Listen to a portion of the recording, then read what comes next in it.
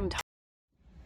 Oh, welcome back to another episode of Tam Talks. I am at my favorite spot for recording. I'm just staring at Lake Erie. You can kind of see one of the old fishing boats in the background. I love it.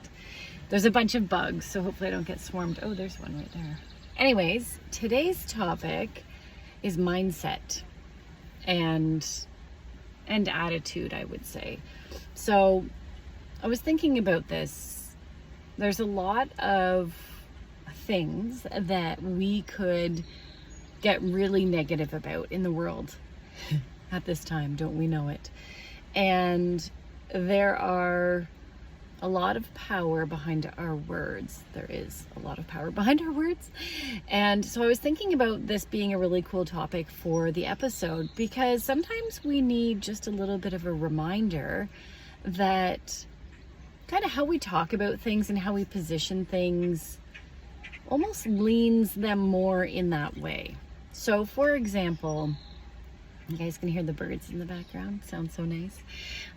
For example, if you're having, a really cruddy start to your day, I don't know, you stub your toe, you run out of toilet paper and you can't reach the I don't know. But you can kind of take a look at it and laugh and be like, okay, cool. It's going to just get better from here. Or you can take the, this is going to be one of those days approach. And I think it's really powerful when you start to kind of take that power back and you choose to view it in a way that is lighter and positive and optimistic, because I think it is a true discipline to keep yourself out of that pessimistic attitude. I think it is, yes, it's a learned skill, especially when we listen to a lot of things. I don't know. You just hear a lot of people and it's contagious. Misery attracts misery. So I just really encourage people to take a look at your perspective on life and use that power of the word to shift it. So even if at first, so if you're listening to this and you're thinking, oh no, I'm one of those people, I'm like a negative Nelly, and don't feel shame, don't feel like anything. Shade. I'm not throwing shade at you. Is that the saying? My boys, they'd be like, oh mom, you're so cringy. But anyways, not the point. The point is that this is your opportunity to kind of realign or reset and choose how you want to show up in the world. Because yes, absolutely, we can just go with it and be like, oh, poor me, this is horrible. Or you can start thinking about things in a different way, and you can start speaking in a different way. And if at first you're thinking, okay, well, I'm not going to be fake, and I'm not going to say I'm happy when I'm not happy. I'm not asking you to do that. Like, that's something different. That I'm absolutely not. Oh, cool. There's someone, I think it's called kiteboarding. They're on like a surfboard, but they have a big parachute up in the air. They just went by. So what I'm asking you as a stepping stone, until you truly feel happy and you feel capable of shifting those challenging or negative moments into positive moments, until you're there, how about you just try to get to a neutral? And what I mean by that is, say you stub your toe. Instead of saying, this is how my day's gonna go, you can even not say anything at all out loud. You can just zip it and be like, stubbed my toe. Neutral. No emotion, no one way or the other, no poor me, no, not trying to turn it around yet. Just keep it neutral. So thinking about, and I'm a high communicator, obviously I have a podcast. I love talking. I love it. I love connecting with people. I love conversation. I love a good debate. I love all the things. So for me, it is a true discipline not to say something sometimes. So it can go all ways, right? And I think it is really powerful sometimes keeping your opinion to yourself in order to preserve, I don't know, I want to say democracy. It's such a funny, but no, but in order to kind of keep a nice environment, maybe sometimes you know what, we don't always have to have our opinion heard. We can think it and we can be like, oh yeah, nope, I wouldn't do that.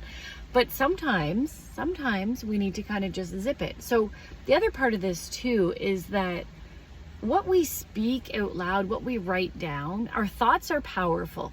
Absolutely. So think of it in levels. It's almost like if we have negative thoughts, yes, that's going to affect us. And it's kind of like stage 1. Oh no. Okay. If we have the negative thought and then we speak it out loud, it's almost even more powerful. Same thing, I believe, if you have the thought and then say you write it down, or you text it to someone, or you email someone, like putting something in like that permanent state is powerful. So, like I said before, that neutral state, your first step would be to, okay, you know what? I'm not going to react by sending a nasty text or a nasty email. I'm not going to snap right back at that rude person in line. You will get to the point where you can stay calm and you can flip that script and apply it diplomatically. That's the word. I think I said before. No, I don't know. Anyways, I think I said democratically. I don't know. Whatever. But so what I mean, I hope that makes sense. So I challenge you, if you do find yourself in kind of that negative, and the other thing is that negative spiral. So it's almost like when you start off in that morning and you've stubbed your toe and you're like, oh, what else can go wrong? You're kind of asking for it. You're like, hey, universe, can you show me, answer that question? What else can go wrong? And next thing you know, you've got a flat tire, you've, I don't know, gotten into an argument with your spouse or friend. I don't know what kind of bugs these are, but they need to bug off. I think they're fish flies.